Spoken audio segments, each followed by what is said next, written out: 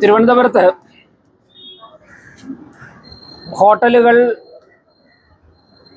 വൃത്തിഹീനമായ സാഹചര്യത്തിൽ പ്രവർത്തിക്കുന്നു എന്നുള്ള വിവരം ഞങ്ങൾക്ക് പലയിടത്തുനിന്ന് ലഭിച്ചിട്ടുണ്ട്. അതിൻ്റെ അടിസ്ഥാനത്തിൽ അവർക്കൊക്കെ തന്നെ നേരത്തെ നിർദ്ദേശങ്ങൾ നൽകിയിരുന്നു. ഈ ഭരണസമിതി അധികാരത്തിൽ വന്നതിന് ശേഷം കൃത്യമായിട്ട് ഹോട്ടൽ ഉടമകളുമായിട്ടൊക്കെ ഞങ്ങൾ വ്യത്യസ്ത സാഹചര്യങ്ങൾ സംസാരിച്ചിരുന്നു. അതാത് സ്ഥലങ്ങളിലുള്ള ഹെൽത്ത് ഇൻസ്പെക്ടർമാരുൾപ്പെടെയുള്ളവർ ആരോഗ്യപരിപാലന രംഗത്ത് നല്ല രീതിയിലുള്ള നിർദ്ദേശങ്ങൾ നൽകിയിരുന്നു. എന്നിട്ടും ചില ഹോട്ടലുകൾ വൃത്തിഹീനമായ സാഹചര്യത്തിലാണ് ഭക്ഷണം തയ്യാറാക്കുന്നത്, വിതരണം ചെയ്യുന്നതെന്ന് കിട്ടിയ ഇൻഫർമേഷൻ്റെ അടിസ്ഥാനത്തിൽ ഇനി കാത്തിരിക്കാൻ വേണ്ടി തയ്യാറല്ല. ശക്തമായിട്ടുള്ള നിയമ നടപടികളിലേക്ക് തിരുവനന്തപുരം കോർപ്പറേഷൻ കടക്കുകയാണ്. അതിൻ്റെ അടിസ്ഥാനത്തിൽ ഇന്ന് രാവിലെ ഹെൽത്ത് സ്റ്റാൻഡിംഗ് കമ്മിറ്റിയുടെ നിർദ്ദേശപ്രകാരം 95 സ്ഥാപനങ്ങളിലാണ് ക്ലീൻ സിറ്റി മാനേജർമാരുടെ നേതൃത്വത്തിൽ ഹെൽത്ത് ഇൻസ്പെക്ടർമാരും ജൂനിയർ ഹെൽത്ത് ഇൻസ്പെക്ടർമാർ ഉൾപ്പെടുന്ന 100 കണക്കിന് ജീവനക്കാർ പല സ്ക്വാഡുകളായി തിരിഞ്ഞുകൊണ്ട് പരിശോധനയ്ക്ക് ഇറങ്ങിയത്. 95 സ്ഥാപനങ്ങളിൽ ഇന്ന് രാവിലെ 7 മണി മുതൽ 1 മണി വരെ 95 സ്ഥാപനങ്ങൾ പരിശോധന നടത്തി. 48 സ്ഥാപനങ്ങളിൽ നിന്നും പഴകിയ ഭക്ഷണ പദാർത്ഥങ്ങളും വൃത്തിഹീനമായ അന്തരീക്ഷത്തിൽ ഭക്ഷണ പദാർത്ഥങ്ങൾ പാചകം ചെയ്യുന്നതായിട്ടും ഉള്ള വിവരം അവർക്ക് ലഭിച്ചു. അത് കണ്ടുപിടിക്കുകയും ചെയ്തു. അതിൻ്റെ അടിസ്ഥാനത്തിൽ 48 സ്ഥാപനങ്ങൾക്ക് നോട്ടീസ് നൽകിയിട്ടുണ്ട്. 57,500 രൂപ പിഴയായിട്ട് ഈടാക്കി. അതോടൊപ്പം തന്നെ 7 സ്ഥാപനങ്ങളിൽ നിന്നും പഴകിയ ഭക്ഷണങ്ങൾ പിടിച്ചിട്ടുണ്ട്. അവയ്ക്കെല്ലാം തന്നെ നോട്ടീസ് കൊടുത്തിട്ടുണ്ട്. അവരിവിടെ ഹാജരായി അടുത്ത നടപടികളിലേക്ക് കടക്കും. അപ്പോൾ ഇനിയും ശക്തമായ റെയ്ഡ് ഉണ്ടാകും. തട്ടുകടകൾ കേന്ദ്രീകരിച്ചുകൊണ്ട്, തട്ടുകടകൾക്കൊക്കെ ആവശ്യത്തിൽ കൂടുതൽ സമയം കൊടുത്തിട്ടുണ്ട് എല്ലാം റെക്ടിഫൈ ചെയ്യാനായിട്ട്. ഇനി രാത്രി കാലങ്ങളിലെ തട്ടുകടകൾ കേന്ദ്രീകരിച്ചും അതോടൊപ്പം തന്നെ തിരുവനന്തപുരത്തെ ഏതൊരു ഹോട്ടലും, അതിലൊരു കാര്യം ഞങ്ങൾ അടിവരയിട്ട് പറയുന്നു, മുഖം നോക്കാതെയുള്ള നടപടി. എവിടെയെങ്കിലും ഏതെങ്കിലും മേഖലകൾ സ്വാധീനിച്ചുകൊണ്ട് ഇതിൽ നിന്നും രക്ഷപ്പെട്ടുകൊണ്ടിരുന്ന ആരെങ്കിലും ഉണ്ടെങ്കിൽ ഒന്നുകിൽ തിരുത്താൻ തയ്യാറാകണം, അല്ലെങ്കിൽ അവർ ഹോട്ടൽ പൂട്ടാൻ തയ്യാറാകണം. ഒരു കാരണവശാലും ആരോട് ഒരു കോംപ്രമൈസും ഇല്ല. മുഖം നോക്കാതെയുള്ള നടപടികൾ, ശക്തമായ നടപടികൾ. പാളയം മാർക്കറ്റിൽ ഏതു തരത്തിലുള്ള നടപടിയാണോ സ്വീകരിച്ചത് അതുപോലെ അതിനേക്കാൾ ശക്തമായുള്ള നടപടി സ്വീകരിക്കും. ഉദ്യോഗസ്ഥർ എല്ലാവരും തയ്യാറായിട്ടുണ്ട്. അതിനുള്ള തീരുമാനമായിട്ട് മുമ്പോട്ട് പോകും.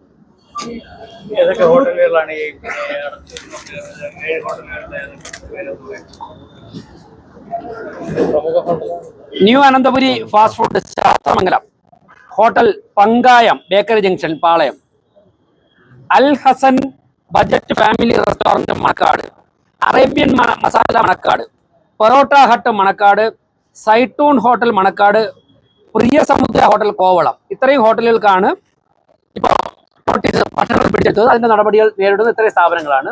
ഇതുകൊണ്ടൊന്നും അവസാനിച്ചിട്ടില്ല. ഇന്ന് രാവിലെ 7 മണി മുതൽ 1 മണി വരെ ചില സ്ഥാപനങ്ങളാണ്. രാത്രിയും പകലും ചിലരൊക്കെ തന്നെ വൈകുന്നേരം മാത്രം ഈ പരിപാടിയുള്ളവരുണ്ടല്ലോ, അവിടെ വൈകുന്നേരം കൊടുക്കാം. ഇപ്പൊ യൂണിഫോമിൽ ഉദ്യോഗസ്ഥരെല്ലാം തന്നെ ഹാജരായിരുന്നു. 48 സ്ഥലങ്ങളിലാണ് കണ്ടെത്തിയത്. 7 സ്ഥലങ്ങളിൽ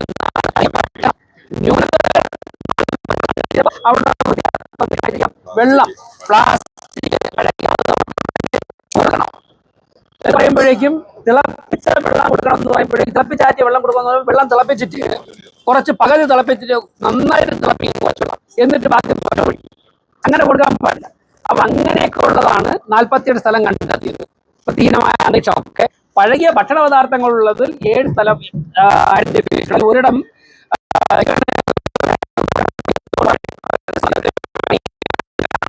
അതിനെ പിടിച്ച് വച്ചിട്ടുണ്ട്. അപ്പൊ എന്തായാലും ശക്തമായ നടപടികളായിട്ട് മുന്നോട്ട് പോകും. മുഖം നോക്കാതെ നടപടി. ഏത് സ്റ്റാർ ഹോട്ടലായാലും പരിശോധന ശക്തമാണ്.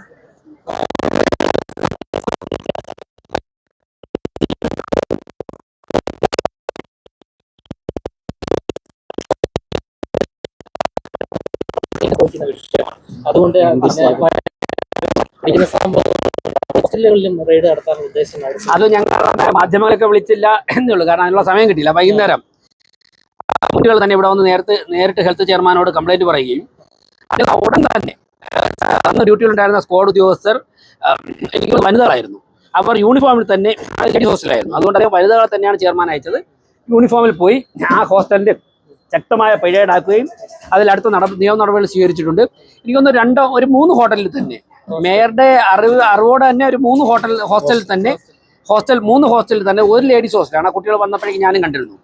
നടപടി സ്വീകരിച്ചിട്ടുണ്ട്. ഹോസ്റ്റലുകളിലും ഒരു ദാക്ഷിണ്യവുമില്ലാതെ, പ്രത്യേകിച്ചും കുട്ടികളൊക്കെ ഇതര ജില്ലകളിൽ നിന്നൊക്കെ വരുമ്പോൾ അവർക്ക് തിരുവനന്തപുരത്തെ കുറിച്ച് വലുതായിട്ട് അറിവില്ല.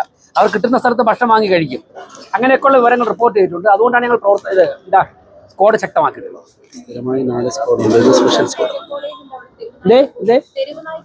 ഞാൻ പറയാം ഒരു കാര്യം കൂടി. 4 സ്ക്വാഡുകളാണ് ഇപ്പോൾ നിരന്തരം ലൈവായിട്ടുള്ളത്. ഒരു വനിതാ സ്ക്വാഡിനെ കൂടി ഈ ഭക്ഷണ പദാർത്ഥങ്ങളുടെ ഹോസ്റ്റൽ റെയ്ഡിന് വേണ്ടി, കാരണം പലതും ലേഡീസ് ഹോസ്റ്റലാണല്ലോ.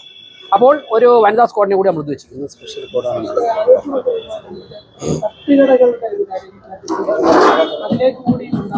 തീർച്ചയായും തട്ടുകടകളിലും പരിശോധന ശക്തമാകും. നമുക്കറിയാമല്ലോ, തട്ടുകടകളിൽ നമ്മളെല്ലാവരും കഴിച്ചിട്ടുള്ളതാണല്ലോ. അപ്പോൾ തട്ടുകടലിൽ ഇരിക്കുമ്പോഴേക്കും കഴിച്ചുകൊണ്ടിരിക്കുമ്പോൾ തന്നെ എല്ലാ കടകളും ഞാൻ പറയുന്നില്ല, ചില കടകളൊക്കെ പെർഫെക്റ്റ് ആയിട്ട് നടത്തുന്ന കടകളുമുണ്ട്. പക്ഷേ കൂടുതലും അങ്ങനെയല്ല നടത്തുന്നത്. തട്ടുകടയുടെ കാര്യത്തിൽ ഒരു കാര്യം കൂടെ പറയാം.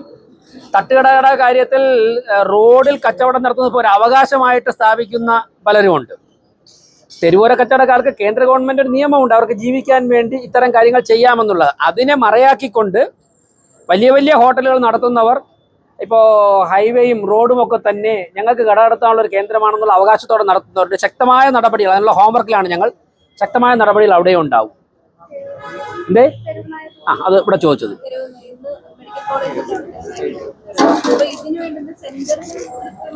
പറയാം.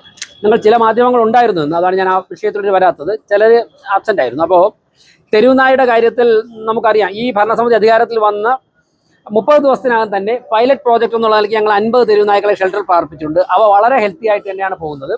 അതിൻ്റെ അടിസ്ഥാനത്തിൽ 2ാം ഘട്ടം ഇന്ന് രാവിലെ ആരംഭിച്ചു. തിരുവനന്തപുരം ഗവൺമെന്റ് മെഡിക്കൽ കോളേജിൽ നിന്നാണ് 2ാം ഘട്ടം ഞങ്ങൾ ആരംഭിച്ചത്. അവിടെ SIT-യിലൊക്കെ ആൾക്കാരെ തെരുവുനായ്ക്കൾ കടിച്ചിട്ടുണ്ട്. വളരെ ഭീകരമായ പരിക്കുകൾ ഏറ്റിട്ടുണ്ട്. കൊല്ലം ജില്ലയിൽ നിന്നുള്ളവരൊക്കെ മാധ്യമങ്ങളിലൂടെ പറഞ്ഞിരുന്നു. അപ്പോൾ ഞങ്ങൾ ആ കുടുംബത്തോടുള്ള ഒരു കടപ്പാട് കൂടി മനസ്സിൽ വെച്ചുകൊണ്ട് തിരുവനന്തപുരം ഗവൺമെന്റ് മെഡിക്കൽ കോളേജിൽ നിന്നാണ് ആദ്യമായിട്ട് 2ാം ഘട്ടം തെരുവുനായ്ക്കളെ പിടിച്ചത്. പിന്നെ തുടർന്ന് RCC, ശ്രീത്ര അതുപോലുള്ള ഏറ്റവും കൂടുതൽ ആൾക്കാർ, 10,000-കണക്കിന് ആൾക്കാർ ദിനം വന്നു പോകുന്ന ആശുപത്രിയിൽ നിന്ന് പിടിക്കും. ബഹുമാനപ്പെട്ട സുപ്രീം കോടതിയുടെ ഉത്തരവ് ആശുപത്രികൾ, അതുപോലെ തന്നെ കോളേജുകൾ, റെയിൽവേ സ്റ്റേഷൻ, ബസ് സ്റ്റാൻഡ്, ഇങ്ങനെയുള്ള സ്ഥലങ്ങളിൽ നിന്നാണ് ആദ്യം പിടിക്കേണ്ടത്. ഞങ്ങൾ അടുത്ത ദിവസം ആശുപത്രിയിൽ കഴിഞ്ഞാൽ മ്യൂസിയം വളപ്പ്, railway station, Thampanoor bus stand, മറ്റുള്ള സ്കൂളുകൾ, വിമൻസ് കോളേജ്, പിന്നെ അങ്കണവാടികൾ, ഇവിടെ നിന്നൊക്കെ പിടിക്കും. അതിനുശേഷം കൗൺസിലർമാരും റെസിഡൻസ് അസോസിയേഷൻ ഭാരവാഹികളും ഒക്കെ തന്നെ നിരന്തരം ബന്ധപ്പെടുന്നുണ്ട്. തന്നെ കോർപ്പറേഷന്റെ APC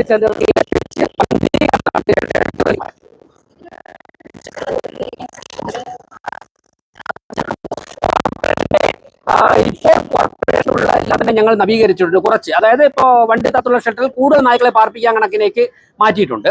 അതോടൊപ്പം തന്നെ പേട്ടയിൽ APC പ്രവർത്തനപ്പെടുത്തിയിട്ടുണ്ട്. അങ്ങനെയൊക്കെയുള്ള ഞങ്ങൾ ഉള്ള സൗകര്യം വെച്ചുകൊണ്ട് ഞങ്ങൾ ചെയ്യാവുന്ന കോൺഫിഡൻസ് ഉള്ളത് കൊണ്ടാണ് ഇതിലേക്ക് ഇറങ്ങിയിരിക്കുന്നത്. കൂടുതൽ പോർട്ടൽ ലേഡീസ് സെന്ററൊക്കെ ആവശ്യമായ ഘട്ടത്തിൽ ഞങ്ങളത് ഇപ്പോൾ ജില്ലാ പഞ്ചായത്തിന്റെ കൈവശം ഒരു APC സെന്ററുണ്ട്, നിരന്തരം ആവശ്യപ്പെടുകയാണ്. അതുകൂടെ കിട്ടിക്കഴിഞ്ഞാൽ കൂടുതൽ നായ്ക്കളെ എല്ലാ ദിവസവും വന്ധ്യീകരിക്കാൻ സാധിക്കും. എന്തായാലും ഈ ഭരണസമിതി നൽകിയ വാഗ്ദാനം ഞങ്ങൾ നിറവേറ്റുകയാണ്. തിരുവനന്തപുരം നഗരത്തെ തെരുവുനായ് ശല്യത്തിൽ നിന്ന് മോചിപ്പിക്കാനുള്ള 2ാം ഘട്ട നടപടികൾ ആരംഭിച്ചു. നല്ല പ്രതീക്ഷ വയ്ക്കാം ഇക്കാര്യത്തിൽ. ഞങ്ങൾക്ക് മാർച്ച് സെന്റർ തിരുവനന്തപുരം കോർപ്പറേഷൻ തരാമെന്ന്, അതായത് ഏപ്രിൽ മാസത്തിൽ ഇവിടെ നെടുവങ്ങാട് മുനിസിപ്പാലിറ്റിയുടെ ആക്ടിവിറ്റി കഴിഞ്ഞാൽ മെയ് മാസത്തിൽ തിരുവനന്തപുരം കോർപ്പറേഷന് തരാം എന്ന് ഞങ്ങളോട് പറഞ്ഞിരുന്നതാണ്. ഞങ്ങൾ അതിനുവേണ്ടി മാർച്ച് മാസത്തിൽ തിരുവനന്തപുരം നെടുവങ്ങാട് മുനിസിപ്പാലിറ്റിയിൽ ആക്ടിവിറ്റി നടക്കുകയാണ്. അത് കഴിഞ്ഞിട്ട് ഏപ്രിൽ മുതൽ തിരുവനന്തപുരം കോർപ്പറേഷൻ തരാമെന്ന് പറഞ്ഞിരുന്നതാണ്. ഞങ്ങൾ അതിനനുസരിച്ച് മണ്ണന്തല ഗ്രൗണ്ട് ഉൾപ്പെടെ തയ്യാറാക്കിയിരുന്നു. പക്ഷേ ഞങ്ങൾക്ക് കിട്ടിയില്ല. എന്താണ് കാര്യമെന്ന് ജില്ലാ പഞ്ചായത്താണ് പറയേണ്ടത്. ഇപ്പോൾ അത് കരവാരം പഞ്ചായത്തിന് കൊടുത്തിരിക്കുന്നതാണ് ഞങ്ങൾ മനസ്സിലാക്കുന്നത്. തിരുവനന്തപുരം കോർപ്പറേഷൻ ആവശ്യപ്പെടുകയാണ്. അത് ഞങ്ങൾക്കൊരു 45 ദിവസം തന്നു കഴിഞ്ഞാൽ കൂടുതൽ നായ്ക്കളെ വന്ധീകരിച്ച് ഷെൽട്ടറിലാക്കാൻ സാധിക്കും. ഞങ്ങൾ കൊണ്ടുപോയി വന്ധീകരിക്കുന്ന നായ്ക്കളെ തിരിച്ച് തെരുവുകളിലേക്ക് തുറന്നു വിടില്ല. ഞങ്ങൾക്ക് പാർപ്പിക്കുവാനുള്ള സൗകര്യമുണ്ട്. ഈ പാപ്പനംകോട് ഹൈവേയിലായിട്ട് ഈ റോഡ് കൈവേറി ദേശീയപാതയുടെ ഒരു ഭാഗം 2 ഭാഗവും ലോറികളിൽ കൊണ്ടിട്ട് കച്ചവടം നടത്തുന്നുണ്ട്. അത് വൈകുന്നേരം കൊണ്ടുപോകുന്നില്ല. അതവിടെ ടെൻറ്റ് ചെയ്തിട്ട് ഇങ്ങനെ ഒരു ട്രാക്ക് തന്നെ പൂർണ്ണമായിട്ടും കൈയേറിയിട്ടുള്ള ACT കോളേജിന്റെ എതിരായിട്ട്. ഞാൻ ഈ ചോദ്യമാണ് നേരത്തെ ഉത്തരം പറഞ്ഞത്. ചിലരുടെ അവകാശമായിട്ട് സർക്കാർ റോഡ് കൈയേറി കട നടത്തുന്നതായി മാറിയിരിക്കുകയാണ്. അവർക്ക് നൽകുന്ന ഒരു മുന്നറിയിപ്പാണ്. അവർ ഇപ്പോൾ തന്നെ ആ നടപടിയിൽ നിന്ന് പിന്മാറണം. അതിനെയൊക്കെ തന്നെ ഒഴിവാക്കുവാനുള്ള ഹോംവർക്ക് ഞങ്ങൾ ചെയ്തുകൊണ്ടിരിക്കുകയാണ്. അത് പൂർത്തിയാവുന്നതോടുകൂടി ശക്തമായ നടപടികൾ മുഖം നോക്കാതെ തന്നെ അവർക്കെതിരെ സ്വീകരിക്കും. കിട്ടിയിട്ടില്ല. വൈകുന്നേരത്തോടി ഡോക്ടർ ഉണ്ടായിരുന്നു കൂടെ. വൈകുന്നേരം എന്തേ ഇപ്പം ഞങ്ങൾ ഷെൽട്ടറിലേക്ക് 2 ഘട്ടമായിട്ട് ഞങ്ങൾ മാറ്റിയിട്ടുള്ളത് 110 നായ്ക്കളെ 108 നായ്ക്കളെ മാറ്റിയിട്ടുണ്ട്. ബാക്കി കൂടുതൽ കണക്കുകൾ ശേഖരിച്ച് പറയാം. ഇന്നത്ര നായ്ക്കളെ പിടിക്കാൻ സാധിച്ചു എന്നുള്ളത് റിപ്പോർട്ട് വൈകുന്നേരം ഷെൽട്ടറിൽ നിന്ന് വരുമ്പോഴേക്കും പറയാം. ഞങ്ങൾ മെഡിക്കൽ കോളേജിൽ നിന്ന് പിരിയുമ്പോഴേക്കും അതിനകത്ത് 6 നായ്ക്കളുണ്ടായിരുന്നു. ആ വാഹനത്തിൽ 6 നായ്ക്കളെ പിടിച്ച് കണ്ടതിന് ശേഷമാണ് പിരിഞ്ഞത്. ഇനി ബാക്കി കുറച്ചുകൂടെ അവർ വർക്കിലാണ്. വൈകുന്നേരത്തോട് പറയാം.